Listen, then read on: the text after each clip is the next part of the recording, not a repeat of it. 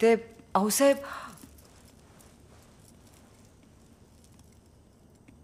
आऊसाहेब,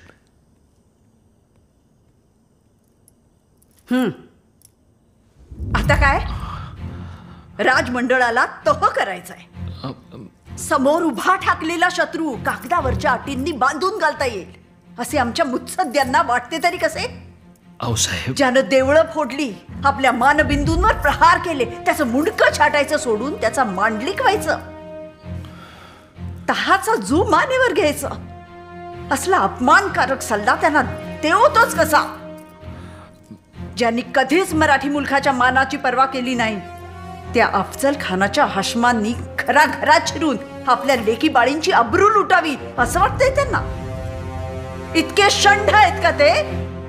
राग कसा येत नाहीये त्यांना? राग येत असेल आऊसाहेब, पण इतक्या वर्षांच्या गुलामगिरीत पाहिलेल्या अत्याचारांमुळे कदाचित त्यांची मनं आमच्या काळजीनं तह सुचवत असतील. शिवबा, आम्ही आई आहोत तुमची, आम्हाला का तुमची काळजी नाही? पण पित्याचा अपमान, थोरल्या बंधूंचा बळी तुम्ही विसरला? किमान तुमच्याकडून तरी आम्ही अपेक्षा बाळगायची का नाही?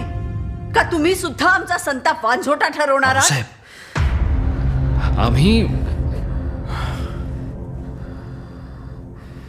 येतो.